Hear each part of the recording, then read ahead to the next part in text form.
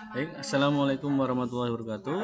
Kembali lagi bersama Pak Rio di sini dalam pelajaran praktek akuntansi perusahaan dagang ya. Untuk semester gasal ini kita akan melanjutkan materi tentang jurnal khusus perusahaan dagang. Ya, untuk kali ini jurnal khusus perusahaan dagang. Standar kompetensinya yaitu memahami penyusunan siklus akuntansi perusahaan dagang. Kemudian kompetensi dasarnya mencatat transaksi atau dokumen ke dalam jurnal khusus. Jurnal khusus perusahaan dagang. Apa itu jurnal khusus perusahaan dagang? Siapa yang tahu? Ya, jurnal khusus perusahaan dagang itu adalah buku harian yang digunakan untuk mencatat transaksi-transaksi sejenis ya yang bersifat rutin. Langsung saja dari jurnal khusus tadi ada beberapa macam ya. Ada jurnal pembelian, penjualan, pengeluaran kas, penerimaan kas, kemudian ada jurnal umum atau jurnal memorial. Kita akan bahas satu persatu. Yang pertama tentang jurnal pembelian ya. Bentar. Jurnal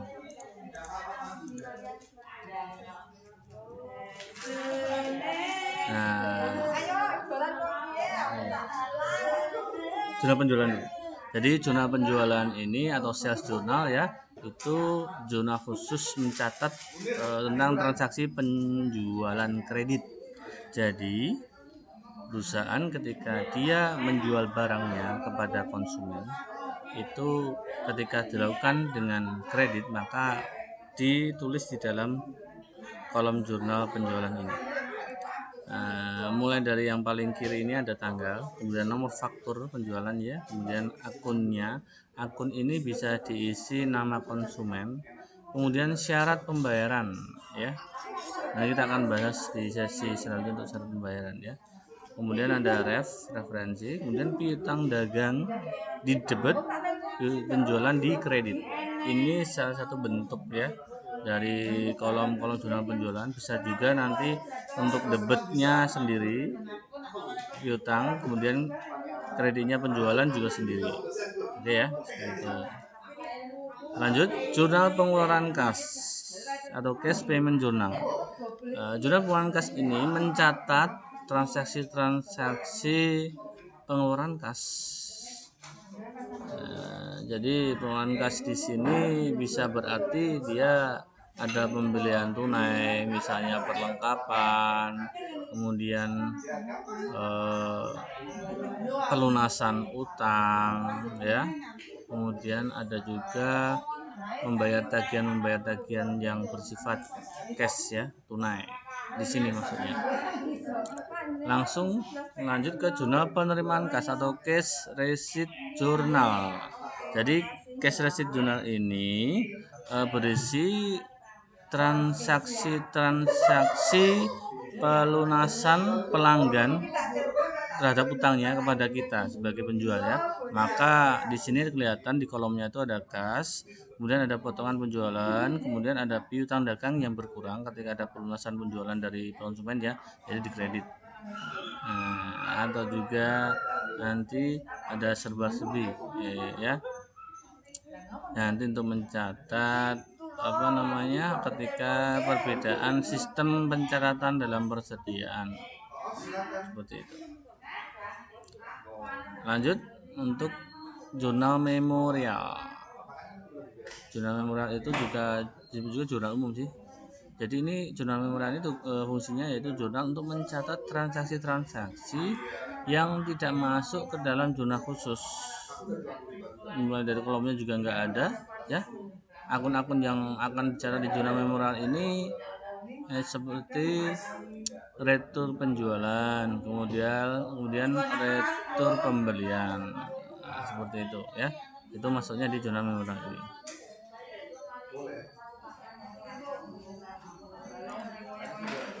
Untuk yang pembelian ya, saya contohkan yang pembelian. Nah ini pembelian itu seperti ini. Maaf yang tadi itu nggak ada contohnya ini.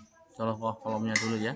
Di sini tertera ya tanggal, kemudian suppliernya siapa ditulis di sini ketika kita membeli kepada suppliernya siapa, kemudian refnya, kemudian ditulis pembeliannya sejumlah berapa, ada PPN masukan ketika itu dipotong pajak ya, bisa dituliskan di sini juga. Kemudian ada ref, akun, jumlah ya, jumlahnya berapa, kemudian utang dagang di kredit, karena kan ini adalah pembelian yang bersifat kredit, bukan tunai ya.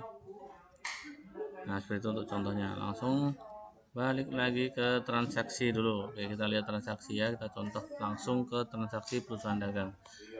Tanggal 2 Oktober 2005 dijual kepada Toko Agung barang dagangan seharga 2 juta rupiah dengan syarat 2/10, N/10. Kemudian tanggal 5 Oktober 2005 dibeli barang dagangan dari FA Sejati seharga Rp1.400.000. Kemudian 7 Oktober 2005 diterima perusahaan piutang dari Toko Krakatau sebesar Rp1.500.000. Yang terakhir 9 Oktober 2005 dibayar kepada PD Anugrah secara tunai ya sebesar Rp1.250.000. Kita lanjut transaksi yang pertama. Yang terjadi adalah penjualan ya. Barang kita laku kepada Toko Agung. Nah, ditulis syarat pembayarannya di situ, tanggalnya tanggal 2 di situ ya. Nah, kelihatan ya. Kemudian piutang dagangnya 2 juta ya. Kemudian tanggal 5 ya di jurnal pembelian ya. Kita pembelian kredit kepada supplier FA Sejati berapa? Nah, ini kita letakkan di kolom debit ya, pembelian Rp1.400.000. Kemudian di kreditnya bukan kas karena pembelian kredit, maka timbulnya utang dagang Rp1.400.000. Kemudian tanggal berikutnya tanggal 7 terjadi penjualan kepada Toko Krakatau ya. Nah, di sini Toko Krakatau sebesar piutang dagangnya di debit, penjualan di kredit Rp1.500.000. Kemudian terjadi pelunasan ya, kita membayar kepada melunasi utang kita kepada PD Anugrah ya. Di sini tulis keterangan PD Anugrah, utang dagangnya kan kita berkurang di debit ya, itu Rp1.250.000, kemudian di kreditnya kas Rp1.250.000. Biasanya kalau ada potongan-potongan pembelian bisa diisikan di potongan pembelian seperti itu ya. Ya, demikian tadi untuk transaksi contoh-contoh sederhana dulu aja. Nah, kita langsung ke syarat pembayaran. Tadi kan kalian lihat ada istilah 2/10, N/30. Nah, itu merupakan jangka waktu pembayaran. Apa artinya itu? Angka 2 itu menunjukkan persentase diskon yang ditawarkan oleh penjual sebesar 2% ya. 10 itu artinya menunjukkan hari dari tanggal faktur. Dalam hal pembeli harus membayar faktur untuk menerima diskon. Jadi selama pembeli itu bisa melunasi hutangnya dalam jangka waktu 10 hari, dia akan dapat diskon 2% dari penjual.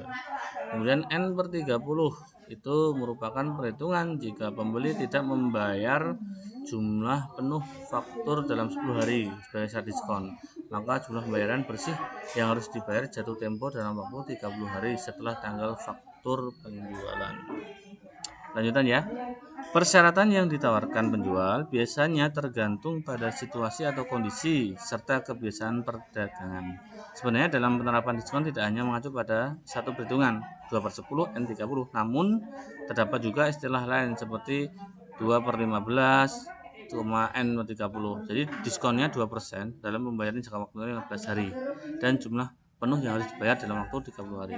Kalau 2/10, 1/15 N/10 itu pembayaran dilakukan 10 hari atau kurang akan melakukan potongan 2%. Namun jika pembayaran dilakukan dalam rentang 10 sampai 15 hari, maka pembeli akan melakukan potongan 1%. Pembayaran faktur harus dilakukan paling lambat 30 hari setelah transaksi. Nah, syarat yang lain seperti syarat end on month (EOM) ya, jika pembayaran dilakukan paling lambat pada akhir bulan berjalan. Syarat N/10 (EOM) ketika pembayaran harus dilunasi paling lambat 10 hari setelah akhir bulan tanpa potongan. Jadi meskipun ada beberapa syarat perhitungan, namun dalam akuntansi istilah 2/10 N/30 merupakan istilah yang paling generik atau paling umum sebagai syarat pembayaran dalam faktur. Dalam syarat pembayaran ada potongan untuk jangka waktu tertentu yang dihitung dalam persen. Keterlambatan pembayaran biasanya akan dikenakan denda dengan jumlah yang sama dalam hitungan persen. Karena itu pembayaran harus sesuai dengan syarat pembayaran yang telah dibuat dalam akuntansi ya. Tes potongan atau diskon merupakan biaya yang diperuntukkan bagi penjual. Istilah yang digunakan untuk mengenali biaya potongan tersebut dikenal dengan diskon penjualan atau penjualan diskon.